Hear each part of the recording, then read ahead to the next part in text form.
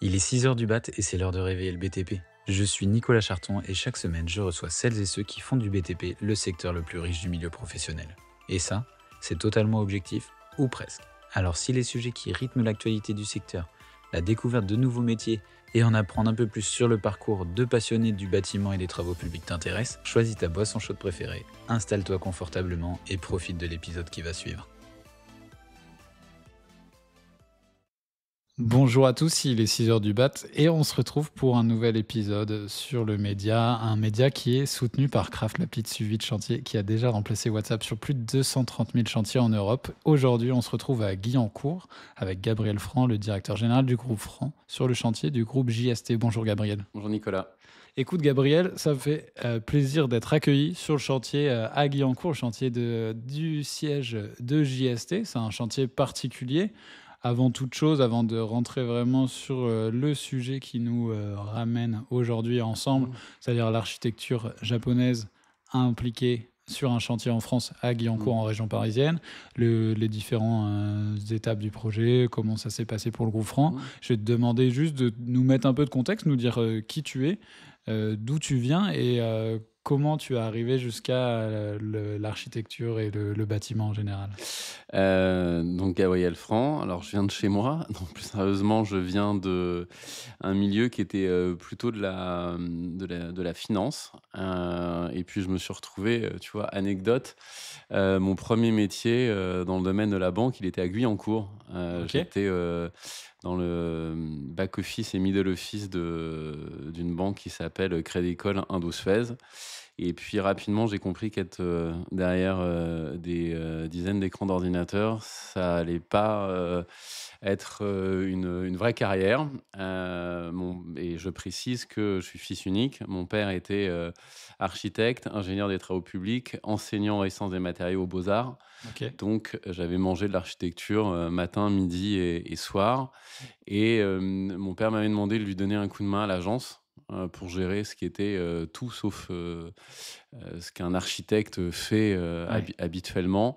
Et en fait, j'ai pris goût. Hélas, j'ai pris goût à l'architecture. J'ai pris goût à l'acte de construire et donc à me former. Donc par des formations, mais aussi avec la proximité d'architectes et d'ingénieurs de l'agence, en ayant réalisé mes propres projets. Et en ayant aussi voulu bien expérimenter tous les métiers de l'immobilier, que ce soit plutôt aussi du côté, pas que architecture, mais Ouais. promotion, maîtrise Développement, promotion, d'œuvre, ouais. AMO. Et ça m'a permis d'avoir une bonne vision de la chaîne, je dirais, de l'immobilier, un peu à 360 degrés. Et mon père est décédé brutalement en 2011. Et là s'est posée la question, qu'est-ce que je fais? Mais en fait, la question, elle s'est pas vraiment posée. C'est naturellement que j'ai voulu prendre la suite de l'agence, pas comme une contrainte du tout, mais au contraire avec plaisir. Même pas le sujet de relever un défi, mais plutôt de continuer à écrire une histoire, l'écrire aussi différemment, Ouais. forcément. Et ça fait bientôt 15 ans. L'agence a évolué en étant devenu un groupe avec D'accord. plusieurs agences en France, Le Havre, Caen, Bordeaux, Toulouse, Fontainebleau, récemment à Lyon. Et ce que j'ai gardé à l'agence et pérennisé, c'est cette spécialité d'immobilier d'entreprise, donc des bâtiments d'activité, des bureaux, de l'industrie, de la logistique et puis des ouvrages qui peuvent être assez spécifiques aussi. Voilà Mmh. un peu mon parcours. OK, ouais, donc vraiment baigné depuis, tout petit Ouais. dans ce contexte, architectural, construction bâtiment, qui t'a aussi, je pense, aidé à t'infuser de cet, Mmh. écosystème et que tu as su, Mmh. saisir du coup en 2011 pleinement pour reprendre la tête, du groupe, de l'agence et du groupe maintenant et qui t'amène à des projets spécifiques de Mmh. bureaux, notamment Mmh. celui, sur lequel on est Ouais. aujourd'hui, donc qui est JST. Est-ce que tu peux nous parler de JST? Parce que j'ai parlé d'architecture japonaise. Pourquoi on parle d'architecture japonaise? Parce que JST, c'est un groupe japonais qui voulait s'implanter à Guyancourt. Pourquoi à Guyancourt d'ailleurs? Ouais, c'est une bonne question. À Guyancourt, je pense que il y a plusieurs raisons. La première, c'est qu'ils ont, pas très loin, un site, de production, à une vingtaine de kilomètres, et Guyancourt, encore une fois, c'est un écosystème, d'autres entreprises. C'est, une localité, toute la zone de Saint-Quentin-en-Yvelines qu'on appelle, la Ski, qui est facilement accessible, qui l'est de plus en plus d'ailleurs, avec les gares, dites du Grand Paris. Et encore une fois, c'est vraiment offrir un écosystème d'autres entreprises, qui travaillent avec JST et qui font naturellement, qu'ils veulent se positionner sur cette zone. C'est un peu comme, dans le sud, on parlera de Sophia Antipolis. On Ouais. sait que c'est la zone, où une société qui est, un peu dans les nouvelles technologies, dans la R&D, va vouloir être, et puis c'est aussi, en fonction, de capacité à, pouvoir, employer, des personnes qui sont, disponibles, et c'est une zone qualifiée, d'emploi, ce qui joue, énormément pour des entreprises, qui s'implantent avec de gros départements de recherche et développement, ce qu'il faut pas oublier. Mmh. Ouais, donc une implantation à Guyancourt pour Ouais. un bassin d'emploi dynamique, un bassin aussi, d'activité qui leur est, Mmh. commun Exactement. avec d'autres Ouais. entreprises, de l'environnement, de l'écosystème de Guyancourt, la ski comme tu l'as rappelé. Mais, pour autant, c'est un siège qui va avoir une identité qui est à proprement dit, japonaise et non pas, française à Guyancourt ou architecture traditionnelle française, c'est ça? Ouais, ouais, c'est, alors Guyancourt, aussi, a bien opéré cette transition, vers des projets, qui sont, exemplaires en termes de développement durable, que ce soit, en consommation de foncier, en respect, des réglementations et normes, bas carbone, en développement durable, en paysagement aussi. Donc typiquement, ce type de projet, ont leur place, dans cette zone. Et comme tu le dis justement, c'est un projet qui a fait, hem, appel à enfin d'ailleurs pour avoir ce projet, c'était un appel d'offres qui a été, lancé alors de façon restreinte, hein, par JST, et qui a consisté avant tout aussi à travailler avec, un architecte, Mmh. japonais, monsieur Moriyama, et donc le challenge, il était, à la fois de pouvoir adapter un projet japonais aux normes françaises, à la construction française, et puis, que l'on soit aussi, Heu, pas sim que l'on soit impliqué dans cette opération, que ça consiste pas simplement pour nous à, appliquer un plan, et l'exécuter, et en fait, on s'est rendu compte, très rapidement que l'inspiration, du projet et de cet architecte, japonais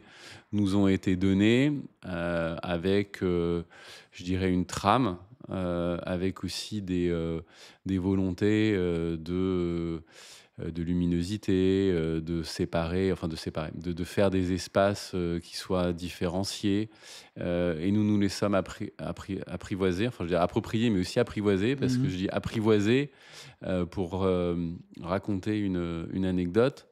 Hem, au début du projet, les échanges se sont faits, par Teams, Ouais, bien sûr. de façon assez classique entre, cet architecte japonais et les équipes de l'agence Franc. Et puis à un moment, j'ai eu un appel, de la société JST, de maître d'ouvrage, et en me disant: «Mais en fait, ça va pas, l'architecte japonais se plaint, vous suivez pas, du tout, ce qu'il vous demande, quand il vous dit quelque chose, vous le respectez pas». Je suis «Bon, c'est bizarre parce que j'ai l'impression que ça fonctionne plutôt assez bien». Et je me suis dit: «Bon, on va faire quelque chose, c'est-à-dire que la prochaine fois, on va prendre un traducteur, Ouais, japonais, enfin franco-japonais justement, peut-être pour mieux comprendre». ouais. Et on s'est rendu compte que, hem, quand on présentait, des documents, alors des plans de conception, à un niveau assez détaillé, nos interlocuteurs, nous disaient «oui». Oui, Et donc pour nous, il y avait pas de problème. En fait, ouais. oui, ça veut dire qu'ils comprenaient ce qu'on avait fait, mais ça ne voulait pas dire du tout qu'ils étaient d'accord. D'accord, OK. Ouais. Et tout était un peu sur ce côté, où, il y a, dans la culture, japonaise, certains protocoles, une certaine éducation et pudeur qui fait que, il faut aussi savoir poser les questions assez clairement. «Est-ce que vous êtes d'accord? Est-ce que c'est bien ce que vous Ouais. avez imaginé? Est-ce qu'on conçoit comme ça?» Parce que ça peut le oui, c'est-à-dire: «Oui, je comprends ce que vous avez fait, c'est compréhensible, mais pour autant, c'est pas ce que je veux». Mmh. Voilà. Donc c'est petite anecdote sur la façon Ouais, de se comprendre. s'approprier aussi la culture Voilà, de la exactement, et culture c'est qu'ils pour ça veulent, que parce qu'ils veulent vraiment implanter, toute cette culture identité au sein d'un siège. C'est pas juste un siège social qu'on met en France, c'est vraiment une intégration dans le territoire français d'une culture japonisante, d'une identité japonaise qui sera, présente dans les bureaux. On va en reparler plus tard sur les notions d'architecture, mais c'est quelque chose qu'on voit, très rarement dans tout ce qui ouais, est siège social, qu'on peut ouais. retrouver dans Alors l'environnement ici. c'est la marque de fabrique de JST, c'est-à-dire qu'ils ont construit, dans le monde, plusieurs, sièges, sociaux, donc régionaux au sens Mmh. de régions de pays, avec la volonté, d'être toujours, dans des bâtiments, qui soient, d'inspiration et de conception, japonaise. Et c'est fait de façon, pour en avoir discuté avec le président de la société JST, c'est fait de façon très humble. Il part pas du tout du principe que les constructions européennes sont pas bonnes, que ça lui plaît pas, que c'est n'importe quoi. C'est simplement de dire que, il a besoin si je puis dire, de reconnaître, sa culture et sa société dans les bâtiments, qu'il occupe. Et c'est un peu comme, je dirais des modes alimentaires. Ouais. Il a la curiosité, de visiter, d'autres bâtiments, mais pour autant, il va se nourrir, d'aliments, japonais. C'est un peu la même Mmh. chose, pour le bâtiment, dans lequel aussi, la part, de salariés, japonais, est assez importante. C'est pour ça que, il y a, on va en parler après, la conception du bâtiment d'inspiration japonaise, mais il y a aussi la façon de vivre le bâtiment. Pour donner un détail, on a prévu dans les espaces, d'entrée des casiers à chaussures, Mmh. parce que, il est, normal, quand vous arrivez, au travail au Japon de, changer vos chaussures entre, celles que vous avez utilisées pour l'extérieur et celles que vous utilisez pour l'intérieur. Mmh. Et encore, vous pourriez en rajouter, pour, une peut-être un certain type de réunion ou de cérémonie, de encore, changer Mmh. de chaussures. Ouais, c'est vraiment d'avoir un lieu qui est c'est un peu une envie pour JST d'être un peu, chez soi à chaque endroit du monde où ils sont C'est un peu et ça. et de aussi de c'est aussi cette fierté de pouvoir, Mmh. être Mmh. propriétaire d'une culture, d'une identité forte et Ouais, de pouvoir l'intégrer dans des ouais. bâtiments. Si on avait à repartir sur ce côté architectural, il y a quand même des particularités bien, spécifiques qui ont Mmh. dû vous mettre à rude épreuve, notamment cet aspect très, lumineux, Mmh. très ouvert sur, l'extérieur, faire entrer, Ouais. l'énergie, je pense, c'est Bah, un gros sujet. c'est effectivement un projet pour lequel, la lumière est présente, à chaque, si je puis dire, à l'intérieur, à chaque point, ou à chaque poste. Vous êtes, éclairé, de façon totale. Donc c'est une façade, on n'est pas sur une paroi, on est sur une paroi de mur rideau, c'est pas une double paroi.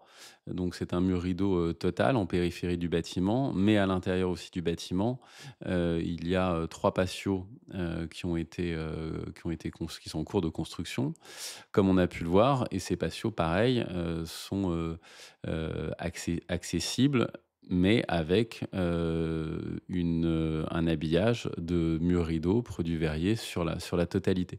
Donc il y a une lumière qui est présente partout, avec la volonté aussi, dans cette culture japonaise, de, hem, limiter, en fait, la frontière entre l'intérieur et l'extérieur.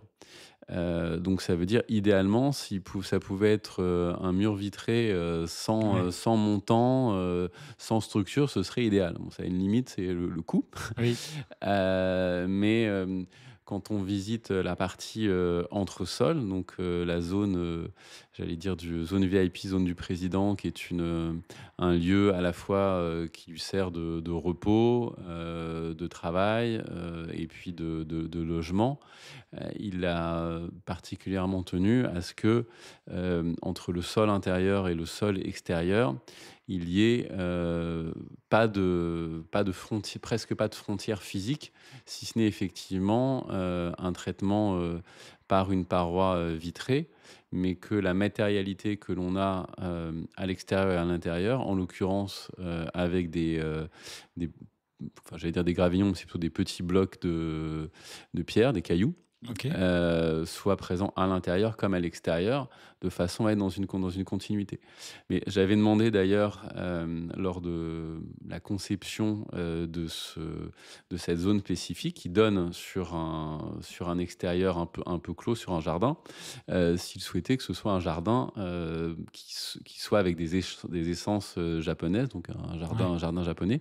Et au contraire, j'étais assez surpris, il m'a dit: «Non, non, pas du tout. Pour le coup, l'extérieur, Doit rester là. doit rester tel qu'il est dans Ouais. l'environnement, local, OK. surtout, proposez-moi évidemment un paysagement qui soit un peu travaillé, mais je ne demanderai pas du tout à ce que ce soit OK, avec ouais. des essences, des inspirations, Ouais, intéressant. japonaises. Il y a vraiment cette idée de que ça soit vraiment l'intérieur qui soit, dans une identité qui soit la leur Mmh, et ouais, l'extérieur qui soit vraiment, celle ouais. du pays dans lequel ils s'installent et tout Mmh. ça fait un mélange de genres assez, particulier Mmh. entre l'intérieur et Ouais, l'extérieur, ouais. notamment, dans la structure, hein, on repart là-dessus, mais une structure métallique à différents niveaux et avec, des différentes hauteurs aussi? Mmh. C'est Ouais, en assez, fait, la particularité, elle est qu'on construit, nous, d'ailleurs, naturellement, des bâtiments de bureaux avec des trames qui font que, vous avez soit des bureaux traversants, soit des bureaux avec un noyau central et des parties, bureaux cloisonnés de part et d'autre, mais toujours, alors sur des largeurs qui vont de 14 à 23 mètres ou un peu plus, mais qui ont des formes, qui sont, un carré, un rectangle. Si on est un peu dingue, il y a longtemps, on en faisait en forme de rond. Là, quand vous regardez un plan masse, c'est assez déroutant parce qu'en fait, les parois, ne sont presque pas, droites. Alors, elles sont pas courbes pour autant, mais ce sont des formes géométriques avec des angles, obtus, qui font que vous vous retrouvez avec un plateau je prends le terme à géométrie variable. À la d'accord. fois variable en plan, mais également j'allais dire variable en 3D. Parce que vous avez en plan cette notion, d'espace qui s'ouvre, qui se referme, mais vous avez aussi cette notion d'espace avec des liaisons douces qui se font, sur un même plateau avec différents niveaux.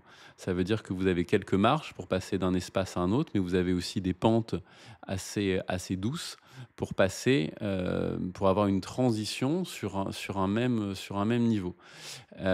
C'est je pense qui, remplace aussi, nous, le fait d'avoir une tendance à cloisonner. C'est comme ça, nous, qu'on va avoir différents espaces. Les Japonais, la façon d'avoir différents espaces, ça va être de pas les mettre à la même hauteur et de OK. pas leur donner une même taille. Et Mmh. donc, ça a des répercussions sur, Ouais. la structure, parce qu'on est sur une structure qui est évidemment totalement sur mesure. On est hors, normes classiques.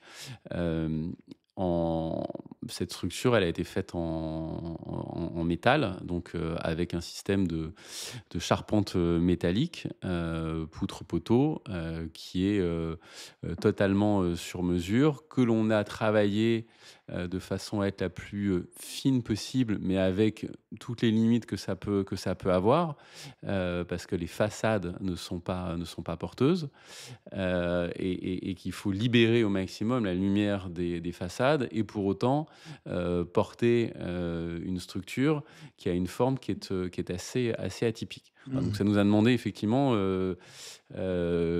quelques efforts, quelques travail entre nous sur le dessin, entre le bureau d'études, structure et entre, les entreprises qui ont dû s'adapter. Mais bon, finalement, c'est, là qu'est tout l'intérêt de notre métier.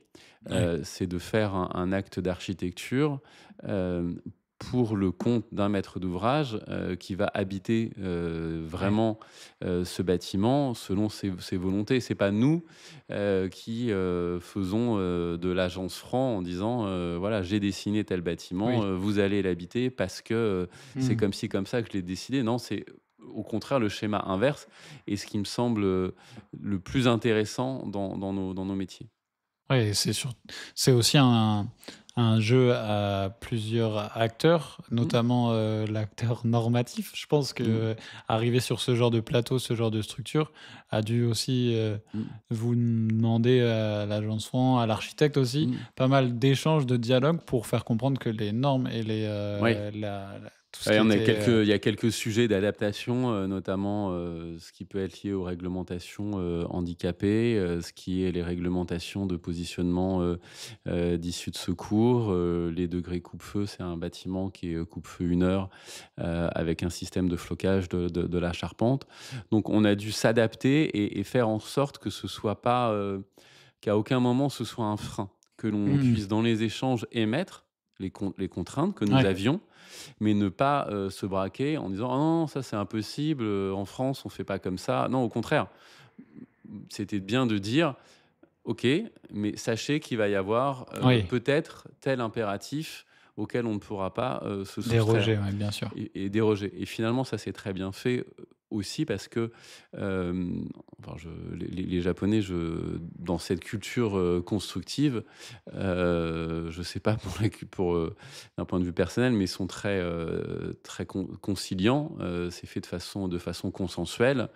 Et c'est en ça que c'est, agréable de faire, des projets qui sont, en de la co-conception, au sens où il y avait un autre architecte, mais finalement, il y a l'esprit d'un maître d'ouvrage, Mmh. assez présent, qui nous permet d'avoir ce résultat et d'ailleurs, le bâtiment est certes assez atypique. Je serais assez curieux, de voir, quelle serait la réaction d'un utilisateur, français ou d'un investisseur, bâtiment fini. Je pense que je me livrerais à l'exercice de lui dire, «Voilà un bâtiment de bureau, Mmh mh, demain, vous avez à choisir un lieu pour être locataire. Est-ce que vous le prenez?» ouais. Je me demande si finalement, ce côté très singulier, très différent, il est pas une valeur ajoutée et c'est en ça que, on se dit en allant un peu plus loin qu'il faut aussi apprendre à casser un peu les codes. Ouais.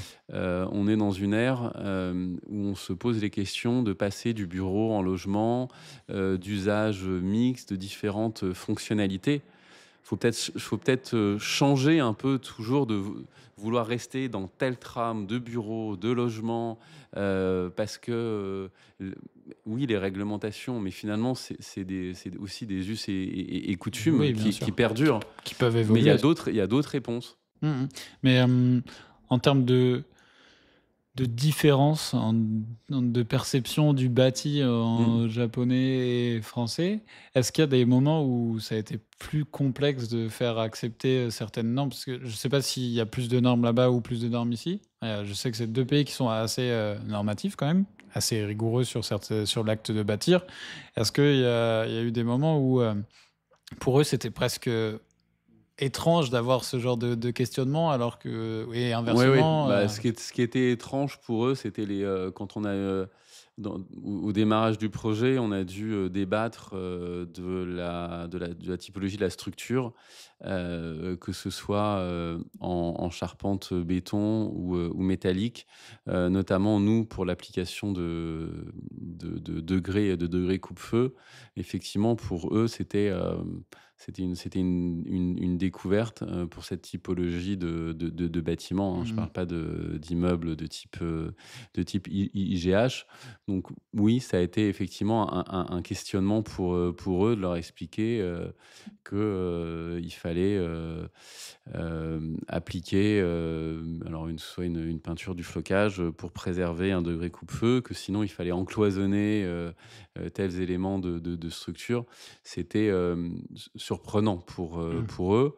À l'inverse, je reviens sur la partie, vie d'un bâtiment, les espaces de sanitaires, comme on les conçoit nous naturellement, en général, on met, une porte pour accéder à un sas Ouais, dans lequel vous avez encore une deuxième porte qui vous donne accès aux toilettes hommes, aux toilettes femmes, et enfin vous avez la porte des sanitaires.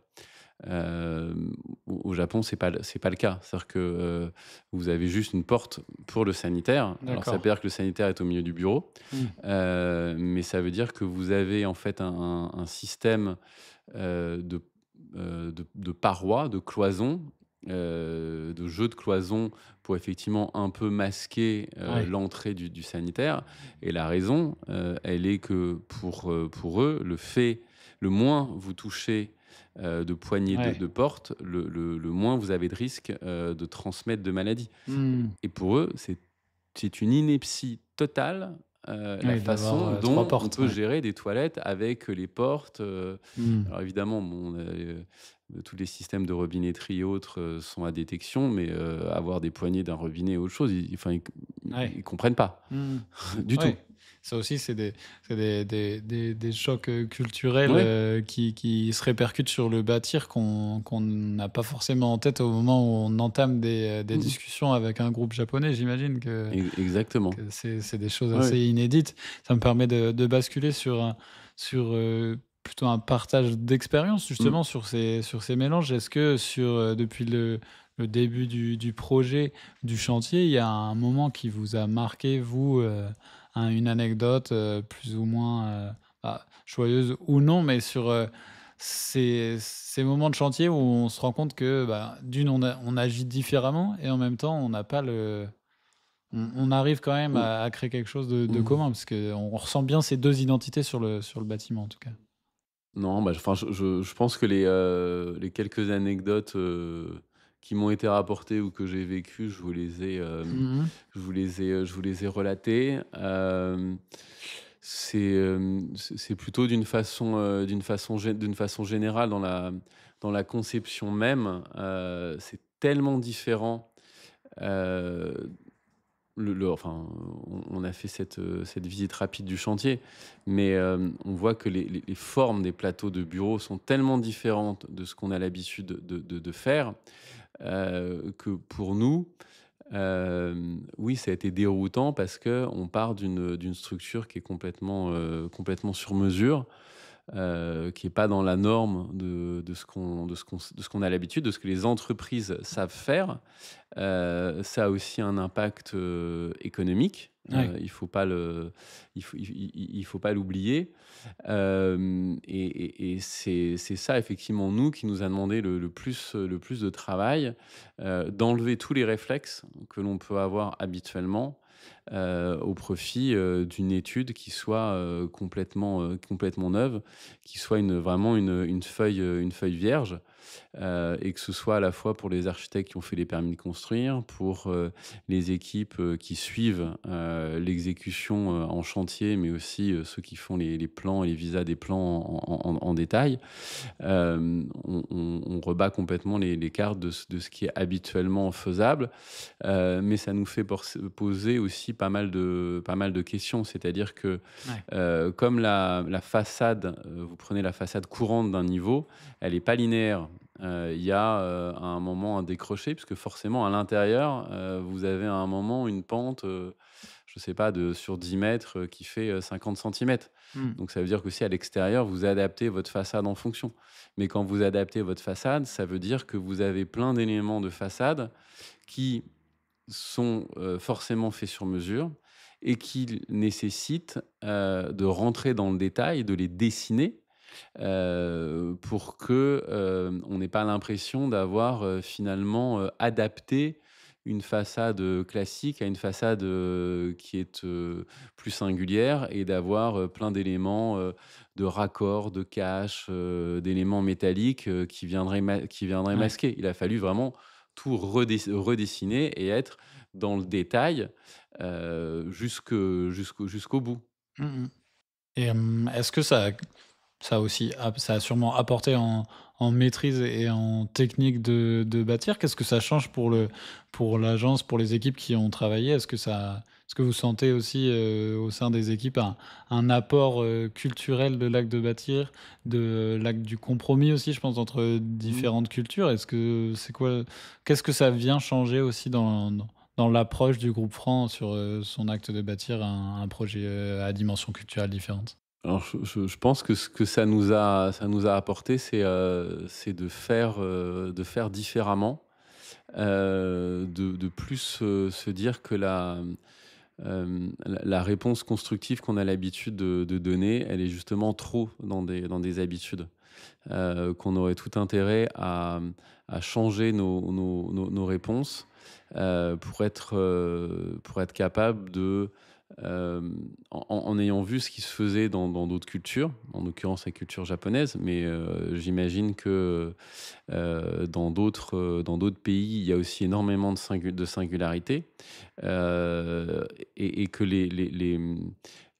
comment dire? Il y a une intelligence, qui est donnée dans ce type de construction, à la fois, par leurs habitudes, mais aussi par le côté, j'allais dire culturel et cultuel, qui peuvent s'avérer être aussi très, très pertinentes, pour nous et donc je dirais en résumé que la prochaine fois qu'on a un concours, de bureau, sur lequel on devra répondre, je pense que j'hésiterai pas à proposer aussi, avec l'inspiration de ce bâtiment, à casser, certains codes, parce qu'ils sont justes, parce qu'on on sent aussi que, hem, c'est pas de l'ordre du caprice, Ouais. c'est pas dénué d'intérêt. Le Mmh. fait de se dire qu'un plateau de bureau, c'est plusieurs espaces, qui sont un peu différents, que vous gérez, la confidentialité d'une zone par rapport à une autre avec, quelques marches, une petite pente. C'est il y avait le principe de certains architectes qui, avaient, créé d'ailleurs dans les grands couloirs de bureaux qu'on a, traditionnellement, alors qu'on peut trouver, mais un peu moins dans les logements. Mais de se dire que, pourquoi le couloir est droit, long, Ouais. compliqué? Mais de se dire que le couloir peut être avec une légère variation, un peu courbe, Ouais. qu'on peut avoir un jeu d'éclairage, qu'on peut laisser passer aussi, un peu plus, d'air, de façon à, donner un peu vie à certaines zones et Mmh. c'est ce que je pense, permet cette approche de bâtiment. C'est finalement, d'apporter une vie, un peu différente et finalement aussi assez qualitative. Alors en précisant que ça reste un projet, qui est exceptionnel. Ouais. C'est pas les budgets classiques d'une Mmh. opération de bureau, mais quand même, il y a des parties pris de conception dont on Ouais. pourra, Qu'on pourra dupliquer, ouais, qu'on pourra dupliquer ouais. sur d'autres. Mmh. Et si on doit conclure, cet échange par, une projection là, le chantier est en cours, il sera terminé, livré à quelle période? Est-ce que je pourrais aussi, mettre certains éléments des plans pour illustrer aussi nos propos, Non, non, bien là-dessus? sûr, ce serait même intéressant de repasser, quand il sera totalement livré parce que, la livraison, elle est prévue, au mois de juillet. Il y a une partie aussi, d'aménagement et d'équipement intérieur qui fait que la vraie livraison, elle sera, plutôt en septembre, octobre. Mais, là où ce sera intéressant, et je t'invite à revenir, c'est de la même façon, que là, l'architecture, extérieure est différente de ce qu'on voit habituellement. L'aménagement intérieur va aussi, l'être puisqu'on a en charge, aussi, donc cette partie aménagement, décoration. dans un style très épuré, dans un style, aussi, très, très naturel, donc à partir, de planchers bois, de vêtures, bois, au mur, au plafond. Et de ce que je vais pas tout dévoiler, hein, mais de ce que j'ai pu voir, hem, c'est on va vivre aussi un peu ce côté déroutant où quand on rentre dans un plateau de bureau, chez un promoteur pour en Mmh. avoir été il y a pas longtemps, je donne un exemple chez Nexity. Hem, c'est des bureaux avec des cloisons, des petits sas de cloisons isophoniques avec des couleurs, avec des Mmh. casiers, Ouais. avec, la lampe qui va bien, le petit pot de crayon, la petite plante, Mmh. la poubelle, Ouais. des codes, ouais, de coloris. Et ben, tu verras, Ouais. l'opposé. OK, OK, très clair. Bon, bah, c'était un bon moyen de conclure, cet échange au cœur du projet JST à Guyancourt. Merci Gabriel de m'avoir reçu et de m'avoir fait visiter le chantier. Je mettrai quelques images Ouais. en description, quelques plans si je peux aussi, pour qu'on comprenne aussi tout cet aspect, structure qui est pas linéaire. Il y a un gros travail, de forme, d'agencement et puis j'espère que tu as passé un très bon moment sur le média ce matin pour nous partager ce projet Et ben, à très bientôt Nicolas. Merci de ce bon moment partagé. et puis on se retrouve, très, très vite pour réveiller de nouveau le BTP. Merci d'avoir réveillé le BTP avec nous ce matin. Tu retrouveras toutes les infos, les liens et les documents évoqués au cours de cette discussion dans la description. Mais avant de se quitter, si tu as apprécié cet épisode, n'oublie pas de t'abonner et de mettre 5 étoiles au podcast sur ta plateforme d'écoute préférée. Et quant à nous, on se retrouve très vite pour réveiller de nouveau le BTP.